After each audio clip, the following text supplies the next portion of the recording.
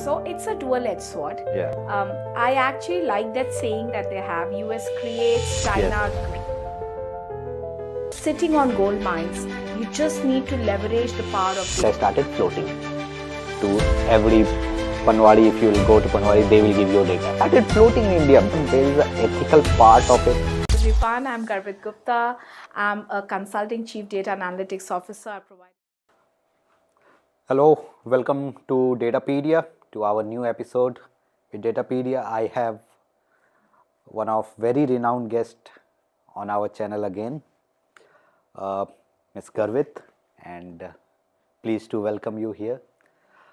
She is a renowned CDO, known and very well known in the industry, awarded one of a pioneer woman in data, which we know, which very less you will find it in this industry. So welcome Garvit ma'am over here. So you'd want to speak something about yourself, please? Thank you so much, Shivesh. You've been very warm in the welcome. Hello, everyone. I'm Garvit Gupta. I'm a consulting chief data and analytics officer. I provide advisory services now. Traditionally, I have been more than 2 decades into the industry as a seasoned chief data and analytics officer, a data strategist, a data practitioner, and the kind of names that you can talk about. For me, I've been an award-winning CDO. I have worked with major MNCs like Accenture, Cognizant, Capgemini, IBM, and even TCS. By profession, I have been an engineer. I'm a pass out from REC Allahabad, one of the renowned colleges in India, and I'm also an INSEAD France alumnus as an executive leader from there. And of course, across the industry, I have actually done and delivered and spearheaded engagements to success, growing clients' revenue by almost 3x to 5x times, having revenues generated across 35 million plus, and for clients ranging right from financial services to telecom to BFSI, and of course, the retail, pharma, life sciences, and last but not the least, utilities, and of course, CHT and CMT, which is the telecom industry. I specialize in actually transforming clients towards business growth driven by data, leveraging the power of analytics, and of course moving to the whole meandering way of AI. And traditionally moving from a BI to an AI, and not, who knows, we might move to a CI and DI. So, coming from... So AI is the new jargon we should use everywhere yes, now. it's not a jargon situation. In fact, I actually strongly recommend, because I think all of us, like I would say, typically in an industry, when you legalize something, you always feel more empowered. And I think AI is the legal thing for you to get empowered. I always tell data owners or business owners that you're sitting on gold mines. You just need to leverage the power of data and move towards it. So I think AI is our weapon to do it. Like in Hindi, we say, ek brahmastra hai, aur hame use karna chahiye. So I would say that yes, it is the way to go forward, and in every section you'll find it. So the word which is going around is it will hit us on our jobs. How do you feel it? Okay. That's the talk of the town, right? People like you and me always get impacted. It will come, it will cut our jobs. Though we are telling is artificial intelligence, but there is an intelligence quotient around it, right? Is it as good as a human? Or is it, how is the industry going to leverage it around? I'll ask the question in a different way. When computers came, did it actually trim off the jobs, or did it generate more jobs? Very rightly said. When visualization came, when reporting was turned into visualization and the jazz of the world, did it trim jobs or did it generate more jobs? When data management came as a strategy, did it generate more jobs or cut the jobs? I always feel whenever new technology comes, it is about using and leveraging that technology and basically being literate about how to use it. So I always strongly embrace that while you talk about all the new technologies of the world, always build your foundation. Make your organization data literate, embrace the change, and then you'll be able to fire all guns with the new technology. So I'm standing against the point that it will take away our jobs. I think it will generate more jobs. It will make our coming generation more prompt, more, it will be more faster for them in terms of generating the outputs. And more importantly, if people are becoming responsible, that's why we say responsible AI, it will definitely hit the guns in terms of generating more revenue for the clients. No, that's very well said. I am very well aligned with the word you used there, right? That it is not going to take your job, but it will augment and it will help you to do that, right? Because you as a skill needs to be used more. Your brain needs to go one step above because you have got something which is going to assist you on that, right? So AI will always going to transform, and the major part of AI I am seeing with current business, it is actually solving business problems, right? So if you will see the businesses which used to work, the way of the work is now changing, right? We saw a wave of data which is still there. I don't think we are still have been that mature or organizations are leveraging that. But even when AI has come into picture, your data is also very, very important now. So Yeah. would want to understand your thought around how data plays a very, very important role augmenting AI and See, there is a traditional paradigm shift. Okay, people are now understanding. When I say people, I mean business owners, organizations, or right. even when you come from a compliance perspective, talk about any organization which is handling a lot of sensitive data. In all the directions, it's very, very important to kind of embrace data now. People are understanding that data is no more a good to have thing, or data management, or data architecture, or having a single platform of truth, or even generating the best of the visualization, or basically being accustomed to story tell about data. It's no more a kind of good to have thing, it's a must have thing. Most importantly, you can actually make data as your strategic asset. That is itself going and resting in people's minds. They are understanding that data is no more just a foundation. It's a value driver, it's a monetizable asset, and most importantly, it's something that people can actually harness the potential for. So that's why I think as more and more people are understanding it, more and more this wave of AI, the wave of data management is growing. It's a tsunami, but a good tsunami, because it's a trimmed tsunami. Right, We can right, manage it right. with technologies. And I think that's where the whole general trend of the industry is moving. Right. Embrace data as a value driver, as a monetizable asset, rather than keeping it just as a foundation. Right. So I know you have been involved with a lot of clients in your past, right? You are currently interacting with a lot of leaderships in your capability and your capacity. You are speaking to a lot of customers now, assisting them with their use cases. So what do you think is running on their mind, specifically the CDO community which is running there, right? I feel this new word which we are using, CDO, is playing a very important role for the businesses now, right? Yes, yes. People realized it, but they realized it late, that in any enterprise business, there should be someone who should hold the data at centralized position, because there are so many sources, there are so many systems spread across, right? If in your organization you want your data, right, you have to speak to this, you have to speak to that, they have their political instances and all, and you do not have things centralized. A general reporting takes so much of time. So until unless you have a CDO placed in your organization which centrally brings all the departments together, get holds of the data, and then augment that to the right person with right access. And also CDO plays a very important role. I know you have been a part of the CDO community. So what is the use case running? What is the trend running? Are they taking data, the layer before AI, seriously, or is it just that the buzzword is AI? Let's go because the money is floating in AI, the finance is giving money for AI, so we should go and solve certain business use cases of AI. So are they transforming it in a layer? They are thinking of data very seriously now, or they are just jumping the gun and going in AI and then fail later and they say, oh no, this is again some big data jargon which used to be the word before.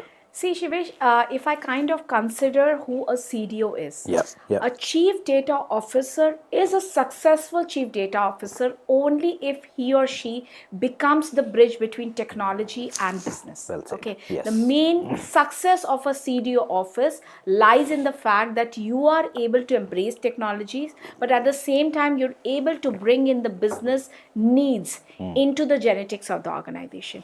And that's where a CDO is supposed to position himself or herself. You need to think your success is my success. You cannot think of CDO as a position, just a mere ladder to being a CIO. People traditionally think, and Yeah. that's where they think that it's an additional layer. I'll directly think of a Is CIO it office. confusing business now? CIO, CDO, CMOs, and all lot It of. isn't. It isn't. It why it's confusing, because of the dearth of data literacy. If people understand that data is separate than all the things that otherwise lie in a CIO office.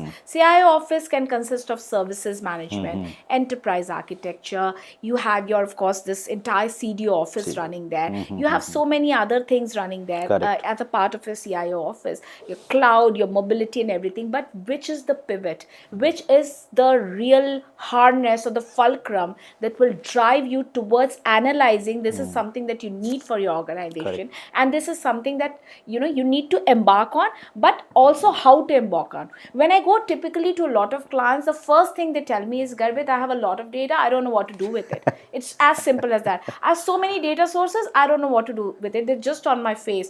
I have so many reports, it's traditionally so wrong. I have this whole dearth of issues where people keep on talking about that compliance needs to be done, compliance needs to be done, but I don't know where to start on. Where do I really pick up my battle? Where do I pick up the baton to run the marathon? Right, the fundamental is the wrong.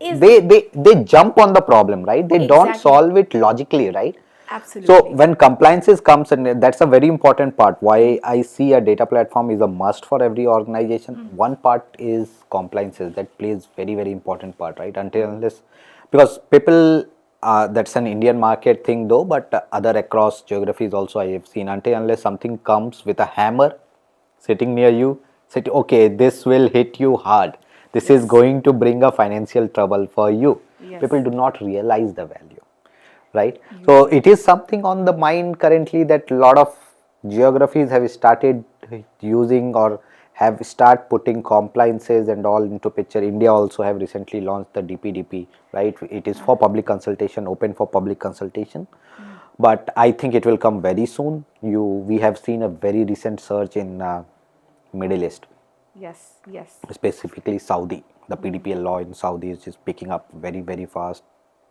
In countries like Qatar, Oman, and all, it is picking very fast. We always knew about GDPR and all. So, how is the feel? Is it because of the compliances people take this part important, or they are understanding now? Ki, yeah, fundamentally your data should be right.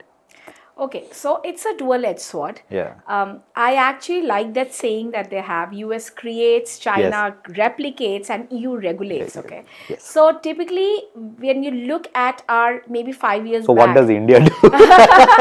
India embraces, India and India just puts it into action when it's just around the corner and Right. you have to do it. Right. So yeah, that's the fourth notch to the No, whole very thing. well said. Yes. Yes. So I think where we typically have to embrace this entire piece of regulation is the fact that we have been into this whole arena of GDPR, CCPA, FOIPA, HIPAA, HIPAA. all these laws, ADHICS. There are a lot of laws across Yes, geographies, of but course. India law wasn't ever taken seriously because people used to be wired to this whole thing that PII data we don't have to care about. I mean, think about on WhatsApp how easily आप अपना आधार card उठा के भेज देते हो बिल्कुल, बिल्कुल. किसी को. I mean, I don't think so. I'm one of those who herself have started attesting everything for this purpose only, because I know as a chief privacy officer, having played that role, I know how important it is. But where I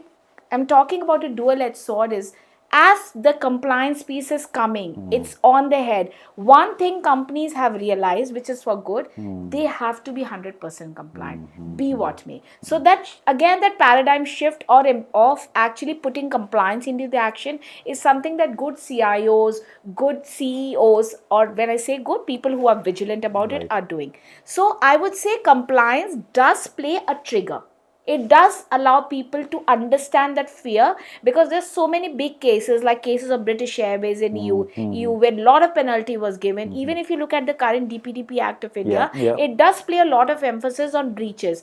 It does play a lot of emphasis on data subjects right management. So, and it does play a lot of emphasis again on the consent management piece and the cross border, exchange of data. So all that has come from the trigger of compliance. But at the same time, why I again go back to the double-edged sword is because while this whole cloud is building, people have also started understanding that boss ye to nahi hoga jab tak data correct nahi hai. So they have they have understood that this needs to go on. We need to have the right foundation in place. So it's slowly building up in Indian scenario, but the way more of the MNCs are working across geography, it is just adding up to it, and I think it's a good I would say welcome note for both of us and for our whole data community. No, that's why I was Yeah. very pleased, though it is वो बोलते हैं ना देर आए लेकिन दुरुस्त दुरुस्त आए. आए, हाँ. So it was a long due. I think people are talking about AI governance and all, and we are still into a fragmented world of seeing data and bringing law around data, right? Which already a lot of geographies has already embarked on. Now that's a very true potential what you said. Now, little bit talking about governance, right? You have been in your early days. I know you have been a quality and governance consultant also. So, how do you think for a businesses, the quality and governance also plays a very, because why I am asking is slowly because this AI is taking over, right? Initially there was whatever you say, right? Whatever the world has embarked on, like oil, people took, right? And slowly we used it, and the humanity and all. Today we are talking about sustainability and all, reducing pollution and all. It has ESG. polluted ESG strategies and all. ESG, yes. We have to understand that oil was discovered by us only. We never put a governance around, or we never thought or forward our thought in that process that it is going to pollute at certain time, that your existence can be a problem. Then came data, and we told, okay, data is the new oil now.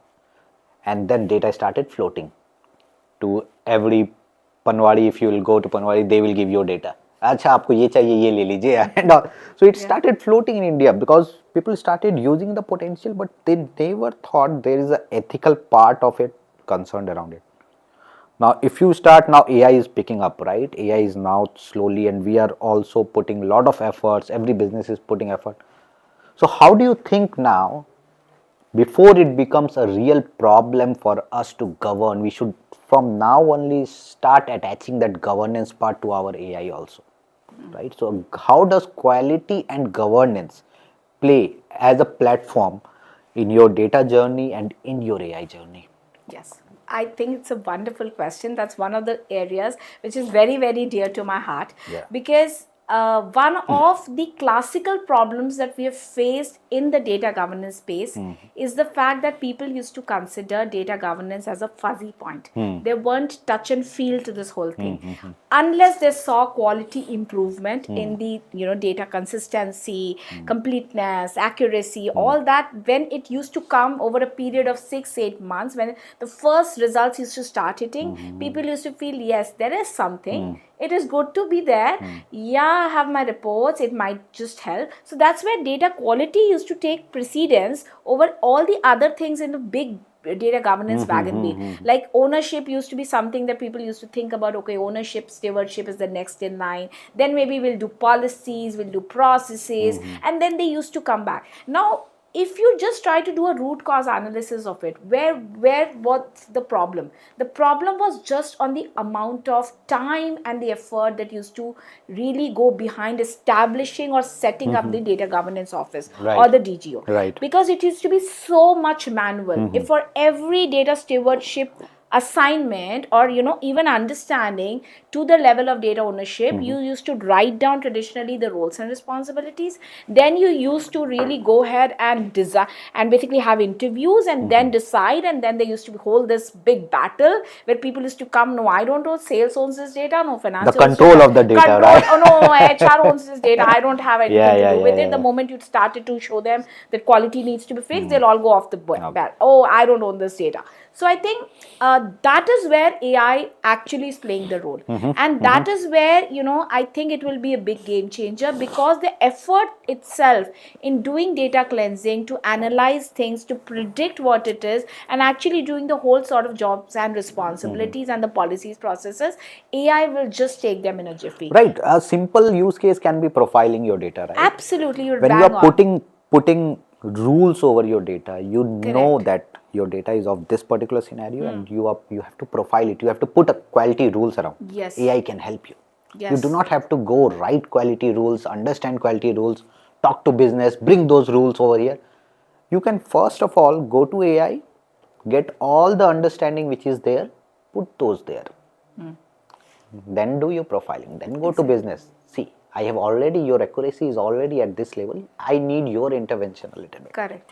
And every business will like it, right? If Yeah, you yeah. walk into a meeting and just tell them, give them the business rules. So we never did that. We always went with some basic info. But think about yourself as a leader who's running this big factory of data governance, analysts and data quality analysts, and you want to really implement something for the client in a big shot. You suddenly get this tool again, which is able to profile your data, which is able to understand the rules in one go, predict the rules, Yeah. give you everything on the plate. Imagine the cut short of the time that you'll achieve. So and you very, what we say as data confidence, you will be confident that what it has achieved is actually right. Yeah, So it was embarrassing for the businesses, or you will see the stakeholders also, right? When you were bringing them in workshop, making them sit one together, and you were saying your department data is very bad. They used to lose face and all, right? Yes. They will not come up with that authority and that openness which you want, where you want actually a business or an enterprise to be successful. If you are able to bring them at a single table, solve all those maturity problem, all those quality problem, and then think of bringing them into a master data. absolutely. Right? Absolutely. It's so beautifully done, and this is all the places I see where AI use cases can be helpful in. How's your take around it? In fact, you actually hit a very good point.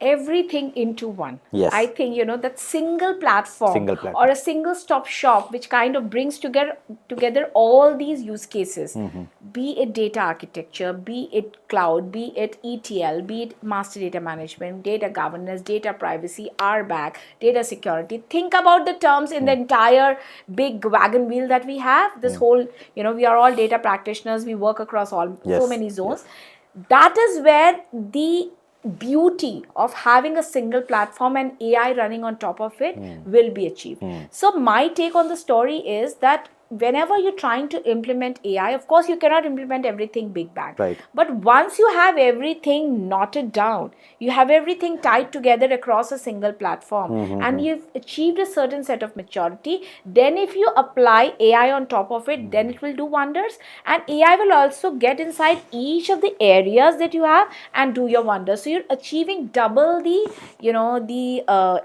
saving of money, saving of cost, saving of all the effort that you want to do. So my take on this entire thing is, go for a single platform that can bring together into a single source of truth, and go for a solution that provides you end-to-end services, so that management of AI is equally, easy or seamless for you. Yeah, wonderfully. If in a one sentence I'll put that, start small but think big.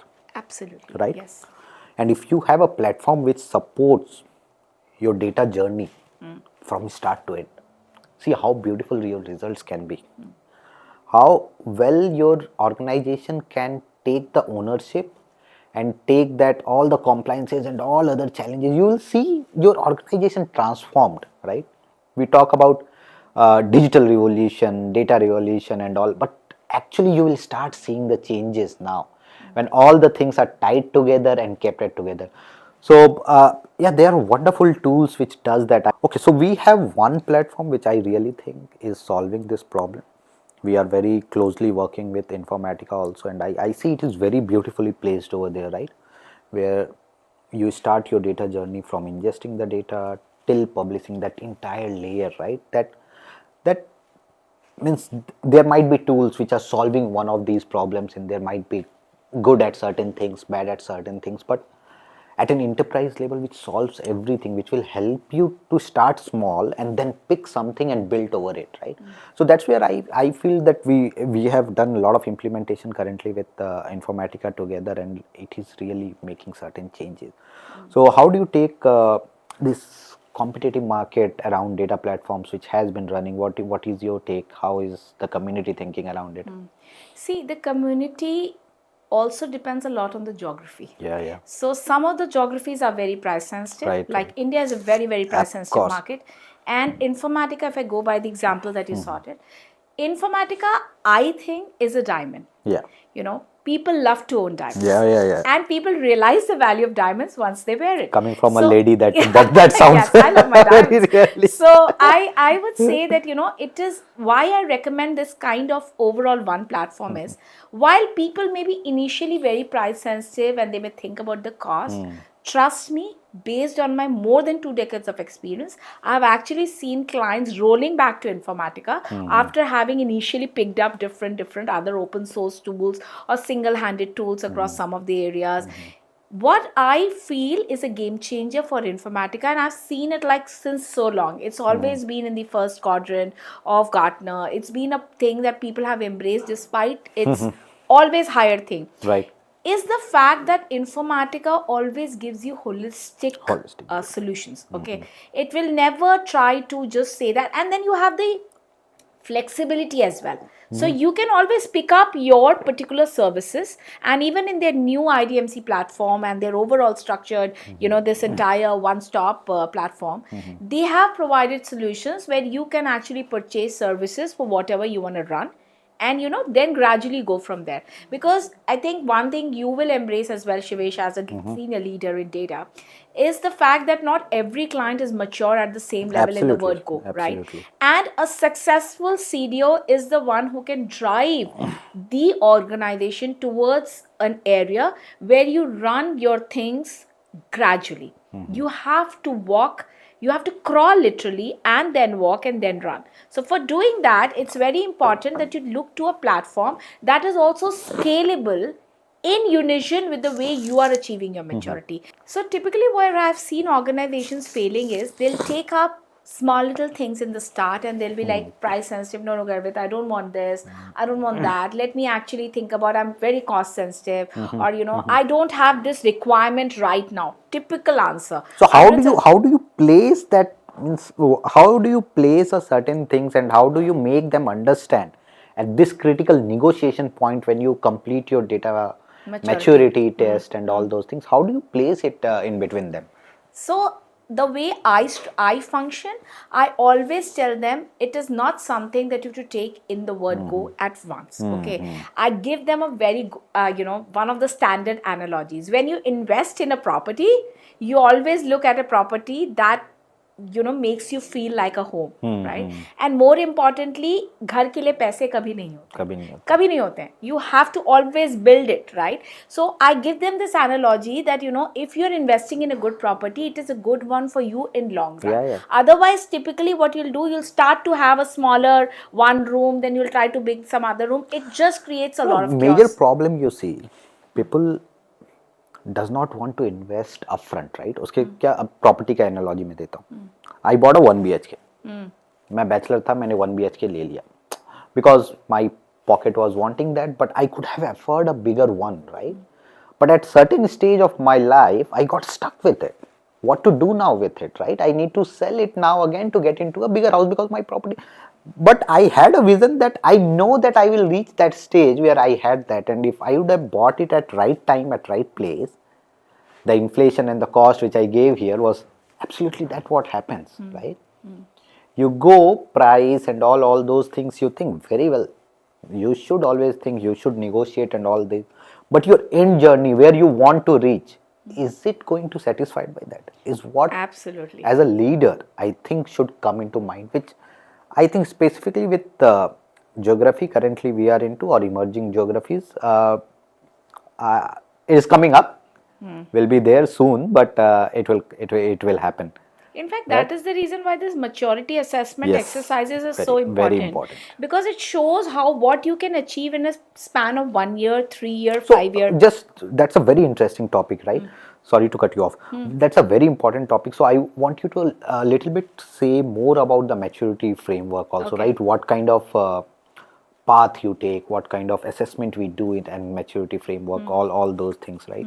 Because we know, but just for the audiences to know that Sure, how do sure. we start your data journey. Okay, sure. So typically when we start our data journey, when we are done with, maybe the first conversation and we know Right. the client has a problem or something, it is very important for you to first imbibe in their minds that before even starting to define their data strategy, it is important for you to understand where they stand, what's their business goal, Right. what's their vision, and that vision, how is it transforming over a span of, let's say, 5 years. Okay, then what we do, we typically look at that organization and we do a series of assessments are in the form of surveys, and it's very, very simple to do. So we never bombard our clients with huge answers to write, because if I'm a person, I'm a business owner, I'm handling like a big transformation of finance data, I will never be interested in writing out a lot of text. Right. So we make it very simple. It's as good as just clicking on a few numbers between a scale of 1 to 5,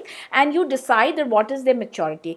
Before even going to the surveys, we decide on the top priority areas in the data management space, what you should prioritize. So typically it will be data architecture, data literacy, data culture, data ownership, governance, analytics, interoperability, very And important. how you are fitting AI and all. That's what. So next, another category is AI. So where the business vision is in terms of AI. Typically, when you go to an organization, they'll just have a vision Yeah. or some kind of chat GPT or some kind of tools Yeah, that yeah, they must be yeah, using for some kind of documentation. So AI piece, we typically ask them. Then when we come down to the survey analysis from their key focus groups, we would do a kind of analysis of that survey. We will show them where they are with respect to maybe their competitors, just to show them that if they rise up this ladder, what's the competitor advantage that they give. And then we frame out a complete 1 year, 3 year, 5 year program for them, that this is how you'll do. And this 1 to 5 year journey is actually with a parallel flow of data literacy. Okay. Because while you're trying to get into the realms of doing things, it is very important for you to understand how to do things. So data literacy, culture change management, all that goes as Just for parallel. everyone, maturity and literacy, right? These are two different things we are talking about, Yes. right? So just you can explain a little bit more around it just for the audience. Yeah. So just for the audience, data management, data architecture, and all the things that we talk about in terms of data, I would say maturity and data transformation of an Yes. organization would come under the maturity Maturity assessment areas, Yes. data areas or priority areas. These areas will be aligned to your vision, to your business goals. So if I have a business goal of achieving an AI driven organization Yes. by 2028, then I will have AI as one of my priority areas. If I have a business goal of having a data, single source of truth, a single platform or a data cloud for all my different things, or maybe I have 10 different hybrid clouds, I want to put them into one cloud. So my data architecture and interoperability become an important priority area for you. So that is that assessment that we do across the different data areas that we have prioritized in alignment with your business goals. Okay. That is one part of the story, which is the bigger pivot. The parallel pivot to it, which people think it's a small, but I consider it an equally heavy pivot, is the data literacy. It's the education that you give to an organization in terms of its employees, in terms of the people, that guys, you can work on a data cloud only if you understand that what a data cloud is. You can do a data analysis only if you understand what type of data exists. Right. You can do a self-serve BI only when you understand what data storytelling is. So you basically educate the folks in typically we do it in a 3 to 4 year journey. Okay. And we also encourage the organizations to basically certify their professionals on the data literacy side, that you are a DLP level 1, level 2, level 3. So we can build those things. Right. And we try to run these two programs in parallel. That's where the success comes. Otherwise, what will happen? You might run a big program and you might fizzle. Like I always say, data management and transformation is the genes of the organization. It should never be considered a program. It's not an engagement, it's the genes. So I rest my case on that. No. That's that's very insightful. Yeah. Now there are a lot of organizations we do it. I'll just touch base on this, right? And you have been part of a lot of GSIs, a lot of big fours, and then there are companies like us, right, which We call ourselves boutique. We are very niche in a technology, in a particular focus area, and we want to go and solve a particular problem. For us, there is always a bigger charter. For bigger GSIs, it might be a logo, just logo, right? They just want logo and all those monies associated. They want to be there and all. But for specifically boutique firms like us, it becomes a thing of prestige. It things of we do two customers only, but that two customers should be successful. We want them to realize the value, because we as a consultant, right, I was speaking to you before, right, we want to place something which really adds value. We are going to sell something which is right for them. We are just not on the sake of things to achieve some target or something, right? We want to actually introduce to them something where they see the potential benefit of it. So how do you think this frame of companies like the bigger GSIs, the big fours, and then the beautiful boutique firms like us plays an important? So you have been speaking to a lot of businesses, right? So what is on their mind? How they pick companies around? So now the entire shift of the world, be it any industry, be it any kind of organization, be it across any stream, is moving towards more nuclear way of working. Okay. It's no more a big bang approach. People don't want to invest in big time things in one go. They want to see the results and then go from there. And the advantage with boutique firms like you, I would say, you guys carry a very, I would say a very niche skill. You are specializing in data area. Yes. If you compare yourself to a GSI, talking, I won't take names, we all know who they are. They are across the zones. Yes. So you go to them, it's like a mall. You go there, you can get everything. But are they selling the best quality products? The question needs to be answered. Whereas the advantage with what I see with boutique firms, number one, specialized skills. You hire people who are specialized into that area. You have your niche skills. You will provide solutions with that purpose. Second, personalized services. Whenever I have worked with boutique firms, I see a lot of connect with the folks, unlike GSIs where people will come to you, they'll showcase somebody else, and on the delivery there's somebody else. Yes. So that is when the SOW is signed, there's somebody else. Third thing which I see as a big advantage in the boutique firm side is the fact that you guys embrace your success and embrace your failures together. So you are tightly knitted to the client from the word go. Right. So it's not like a long duration and you slip the deadline and you'll be like, no, these are the reasons, and you start to play the blame game. It's not like that. You actually own up that and you try to fix things. So I think faster actions, specialized skills, personalized service, and of course, needless to say, the cost. All these are factors that is actually moving a lot of business owners to exploring boutique firms rather than GSIs. No, thank you for endorsing that. That's a great way of putting, and that really acknowledges our effort. One thing which we have been also doing very religiously now is to educate the student community also, the hiring community also. So what we are doing is we are going to colleges, we are introducing our programs at very early stage in the colleges, right? We are doing this. We are tying up with colleges now to literate them at right level. Right? There are a lot of cases, lot of courses around, but you have to put those in a certain structures and all. With the GSI's framework and all, you come out of colleges, whatever you want to learn, you have learned out in colleges, you will come to these GSIs, they will give you random skills. They'll put you into a Java course, they will give you into a .NET course, SQL query. And then when a project comes or a tool set is being sold, because now the world from a developer community has moved to a consultant community where you need to assist business faster. You need to derive value to business faster, because AI will solve problems for you. AI will write codes for you, right? As a skill labor, I will say, as a skill labor, you need to skill up. You need to have that value at early stage of life only, right? We were at that stage when we were in 90s, right? Because we were picking up, we were more of a back office. Now we are not a back office. We need to show value, right? So as a boutique firm, I feel, and we in our community as Data Info also, what we are doing is we are going to literate and we are training people very rigorously. We do not even we take freshers around, we ensure that we put enough effort on them. We put that in a proper data and AI program where we give them all those trainings, and most of our guys are well certified guys. We do not even place our 1 year. I still go and talk to customers and I challenge them that my 1 year guy is such certified that you go to a GSI, pick a 10 years guy, because that 10 years experience is there, but he has not worked on that skill. You are picking it up from some project, some GCC, and you are just putting it here because he came on bench. You want to put him. We don't do that. We train them. We know this guy is an skilled quality guy, worked on data quality, so I will put it there, I'll position it here. So that is how we frame this entire framework so that business can attach value to us. That is where we play an important, and that's where I think as a firm I feel I take this pride. I have worked in a lot of GSIs also, and I have been one of the candidate who was just randomly put into a training and then put into a certain projects which I never knew and was very struggling to understand. Then I was put it in a production support thing which I was very difficult to understand, right?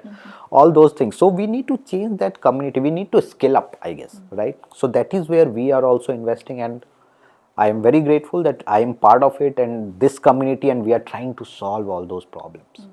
Because business now will want things faster. You have to add value faster. In fact, you answered a very, or rather, you touched upon a very, very good topic. Business wants value. Why?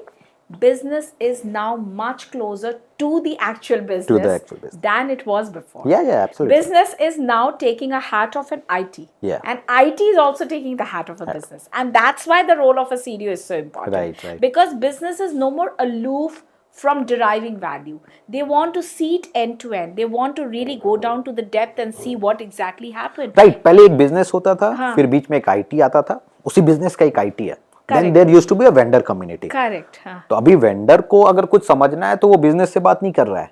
He is talking to this IT, and IT has their own agenda, own things of driving it, own priorities set up, because we are dealing with humans, right? Three minds. So, and then this goes, now business is smart enough to understand that I do not need this layer. I need faster access to everything. That's where tool is picking up. You do not go in a platform or in a kind of code development and all those customization way, right? They want to test things faster, go to market faster, and see the value faster. So they will speak to you directly. They will bring a boutique firm who can really solve that problem, go and speak to them, get their problem solved in 3 months, come back and own that. So the tool should be intelligent. That's why I like this platform, IDMC platform, because it is very user intuitive also, right? A business user or business community can also understand a lot of things. And with AI coming now, the GPT is coming now, Correct. You can talk in natural language and can ask those queries which this IT was there. Absolutely, absolutely. And in fact, that actually kind of stems very beautifully or dovetails very beautifully into this fact that why business needs to consider, or rather how organizations need to consider data as the driving force. Because it is no more lying in different sources. Right. You're bringing it to a common platform, you're bringing to a place where you can use it, where you can monetize it, where you can make it as your asset. And that's exactly the reason why this whole shift of AI is driving people crazy. Right. Because imagine the beauty when you have everything in one go and you have AI on top of it, you are actually doing a double, game fixing with half the effort that you would otherwise spend on this entire thing. So with less of effort, you're achieving much more. And that's exactly where business wants to go. See, when you are a business owner, what matters to you? Revenue, your growth, your protection from a compliance standpoint, and more importantly, you want your entire horizon or spectrum to be secure. Right. You want that, okay, whatever I do, I need to be having my competitive advantage. I need to be running my numbers. I need to be meeting my revenue targets. But at the same time, I also need to be compliant. That's what a first business owner would think even before thinking about AI. Now, what AI does is it's telling you, boss, I'll do all this for you in half the effort. And you'll be able to get the accurate results. And still you'll be able to, run your show with the best of the things. You'll be able to wow your customer. You'll be able to wow your vendors. You'll be able to do a complete strategy, go-to-market strategy in no less time. And you're still the market leader. Yeah. What more can I ask for? So how do I do that? I combine my existing efforts with the advantages of AI, and that's how I drive it. Because a successful and a smart business owner is somebody who would leverage this technology, at the same time doesn't leave on the vision and goals, and then embraces the technologies and the entire, space of growing one by one. And that's exactly where you and me were talking, that let's have a single platform that Yeah. will help you do all Yeah, of yeah, this. of So course. that's the trick. And that's where you see in AI also, it is not about just generative AI. Now people are talking about agents. Agentic AI, yes. What is agent? It was basically, we used to do in my initial days, I used to do a lot of workflows, right? We used to do master data, and master data had to solve certain business problem. Then you bring workflow or the automated way of doing it, right? Now you have AI which can solve all those problems, but you need to, the business now do not want to work, right? They just want to, you have an SOP, you will guide your agents like this SOP, go follow it all, so that this is a repetitive work kind of managed services and all those things, right, can be automated. The value can be shown to them, and where your mind focuses is on bringing revenues. How do you bring more things together? How do you actually does the real groundwork of, and that will help us to grow only, right, in this fast moving, fast changing world. That is how we should go all along. Absolutely. Offloading so much of an effort, it's just going to yield wonders. It Right. You can, you rightly pointed out, you can use that same energy into something that will definitely enhance the business more. Business, So the mindset that as a business owner, as a CEO or CO you're carrying, cannot be replaced by an AI. But what AI can help you do is all that work that you used to sit and do with your respective teams, and used to really spend your time trying to analyze, okay, this is my monthly annual report, this is my, if I have to go and look out for a, an investment from a private equity, or if I have to go and look out for a merger or an acquisition, I used to spend time on my P&L and see what's my, usable assets, what's Yeah, yeah, really, yeah. that I would say carry forward I'm taking from a previous P&Ls and all of that. Now everything is like, I know, and more importantly, I know it's clear, it's accurate. That's also the confidence that you're getting. You can actually spend your efforts into something else. So that's why I said it will generate more jobs, it will generate more avenues or more potential opportunities of growth for data management community, Right. rather than cutting short the jobs. Now, data management community, when you talked about, right, I want to specifically touch on a topic where you have been part and very actively involved. I know you have been part of Women in Data, a very, means I will find, I really like to, means it is really insightful to talk to you, right, Garvit? Because we very rarely find women in this space. Tech space was very niche, but when coming to data and also, how do you think this community will further grow? What's your take on it? And being a serial CDO, right, coming to this ladder, being an woman, right, which I don't, I feel that you guys have the real power, or means I was hearing to Neeta Ambani very recently. She was doing a podcast or something. She told that some lady was asking, "What do you think will change, and who will change it?" She told, "Women will change it." Exactly. That is where, because this new tech force, you see now the entire voter community also, right? People are behind. We need to get women vote, women vote. आज मैं जीता दिल्ली का vote because women were on that side. So how do you think this community also cohorted in our group and grows as the top leaders, right? How do you see that changes happening, specifically in Indian market? Yes, question very close to my heart, Shivesh. In fact, I always believe that behind every successful woman, there are many men. So it's not one man, it's many men. It could be your father, Yeah. a father who always believed that my daughter can do it, and you understand it better in an Yeah. Indian context. Yes. A husband who believed my wife is as good as me. Yeah. A child, a son who believed that my mama is a rock star. Yeah, yeah. A brother-in-law who believed that yes, you are equally good as any other person. And a boss who believed that she stands at merit as close as another person who's a male. So there are many men if you kind of look into this entire area. But besides being a woman, a successful women leader, I think women also support each other a lot. Absolutely. And I always believe one person should pull another person. So for me in my life, like I told you about all the men, women have been equally instrumental in making me a successful leader. Be it my two sisters, we are three sisters. Okay. So we never had a brother. Okay. But my father was an engineer, and he always, in fact, he used to always call us beta. He's never called us like a female kind of a thing. And he's always empowered us that you guys will rock it. Yeah. Okay. He always believed. My mom, despite being a housewife, always believed. She was the first woman who believed that yes, these women can make it. My elder sister, she's a leading IVF consultant and a gynecologist. She What a also beautiful believed story. that yes, I can do it. Yes. My little sisters will do it. My younger sister again is a serial, she's a communications manager, and she's again doing very well in her life. So all us three women believe that we can do it. And that's exactly the analogy I want to put in this data community. I think we women should be inspiration for other women to feel that yes, if she can do it, I can do it too. Whenever I talk to, people who are fresh out of college or women who are struggling, growing up the ladder, I always tell them it's time to just analyze in yourself. There's nothing wrong in you. It's just about the circumstances. You have to pave your way through the circumstances and have your voice. You might, I'm telling you, I've walked into a meeting with 20 men on the board, I being the single female, yet I had my voice.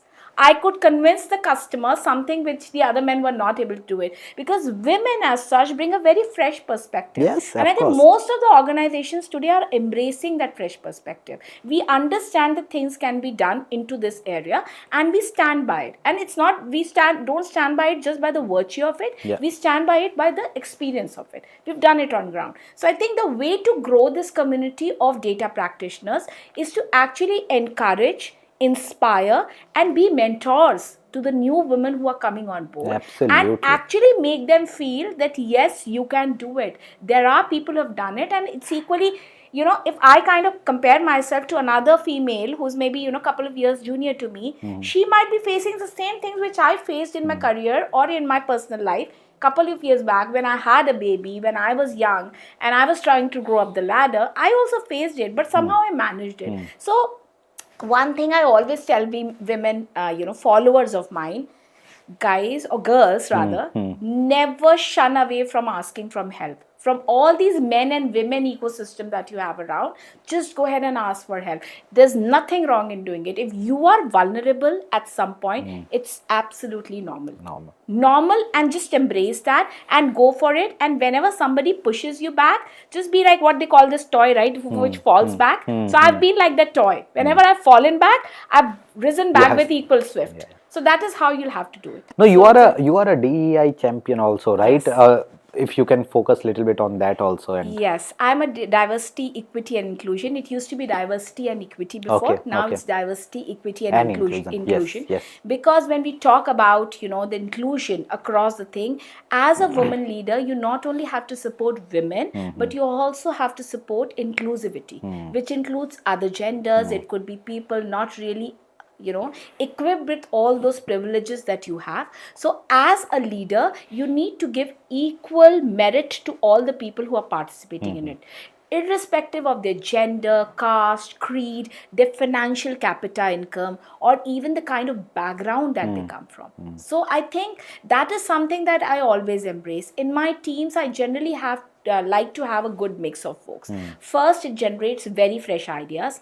Some person whom we think, from the look of it, like they say, don't judge a book by the cover. So sometimes this person, I had a very person who used to sit very quietly in the meetings, and then one day we were in a deliberation and we had to really submit an RFP, and we were not able to crack what is that we will win over. When I'm talking about my previous days, and what is that we can strike it. And suddenly this person comes up with a very very simple idea, yet so important. And I was like, yeah, that's something that I missed. And I was like, why did you speak up before? And he was like, I thought nobody would listen to me. So I always say, guys, no idea is a stupid idea. Go ahead and float it. Go ahead and speak up. And I think when you have this inclusion in your team, you will not only have the best of the ideas, you will also have the best of the implementation techniques. Think about inclusion. Think about versatility. Think about getting to a level of enrichment, and think of delivering success to your organization. Wow. No, great. I'm really proud to be sitting with you now here and hearing such great thoughts, right? That really pours our heart out. Means what you are doing for the community is great, and specifically this community needs more leaders like you to come up and really solve all these complex problems, which are being considered men's problem and all those like body Right. flexing problems and all, but they do not understand that women always bring a very fresh perspective to it, right? And this is very well said, Garvit. Now, little bit I will come to when we are talking about all this. A small thought just stuck in my mind that we are talking about all these AI and all.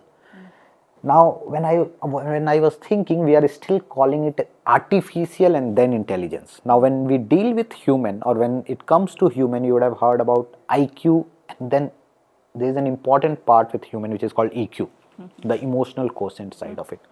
So, how do you think AI will be able to understand this emotional quotient of part of human also? I'm not telling that it will replace certain things, but will it be in us the certain time where it will start think, see for a human being also, right? If you will see the history and all around, we were not directly like this. We were also a part of certain journey, right? We learned, then people say we were animals, then we transformed into a kind of species which has understanding and all. We had this brain neural network and all. If you'll see, AI is following the same journey. It is coming from a certain way, then neural network around it, then now generative, then you are putting all those agentic AIs which can do jobs and all. Will it be a certain point where EQ part will also play an important part with IQ? How will AI will shape that up? What is your thought around this? Sure. I think the most important thing for all of us is to be responsible. You Right. know, responsible in everything that we do. Eventually, we are part of the community. Right. It is also about giving back to the community in a responsible way. Whenever we are using AI, we have this concept of responsible AI. Right. You cannot go berserk in all directions and start using AI left, right, and center. You have to understand how it is really needful for your organization and then place it. It's like an analogy I'll give, right? I have a very adorable husband. He's a successful entrepreneur himself. Yes. Yet he has always pepped me up and kind of just pushed me to my limits and just go ahead and achieve. The difference is if we only thought about money as the factor and we just thought about go left, right, and center and earn, we wouldn't have been able to build this relationship, which has been the foundation for us to be successful in our relationship till Right. this date. So it's the same analogy. You can use AI for just that, money generation, revenue generation, cutting out jobs, being less giving less efforts and doing all sorts of things.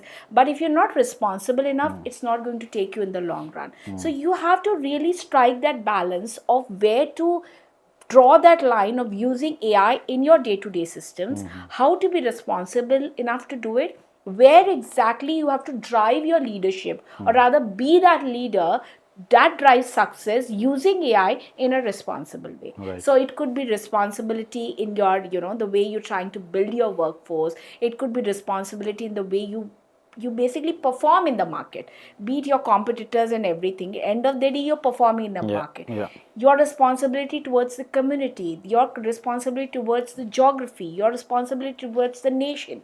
A lot of things matter as you're trying to build this entire community. So I think always as a data practitioner, I believe in responsible data management, responsible AI, responsible intelligence, and more importantly, responsible success. That's what will make you a leader in the long run. People will come back to work with you rather than, she's a boss and I'm done with my work and People, I don't people, want to. people don't leave company; they leave their boss. Yes, and people actually come back to their bosses to work Yeah, if you're a good yeah. boss. No, no, Trust me on that. absolutely true. Yeah. So, yeah, no, that's a very, very, very, very beautiful thought. Yes. Yeah. No, that's a very beautiful thought, Garvit. I know that you have to leave early a little. I would rather have a complete session dedicated to women in data, and I would really like to host you in one that we'll try to have a roundtable discussions. where we'll try to bring certain industry experts and we'll bring that fresh perspective to our audiences also. So thanks for joining us, and I am from my heart, we are very glad to be associated with you and honored to be with you. Thank you so much, Just Shivesh. It was a wonderful session. Honored to be a part of a discussion one to one with you, sipping coffee and having some very good conversations. I'm looking forward to the roundtable with you all, right. where I can even share my thoughts further of women in data. And like I always say, be responsible, be energetic, be compassionate, and most importantly, drive success through responsibility. Thank you. So that was Garvit with us. We will come soon for the next episode for Datapedia. Thank you.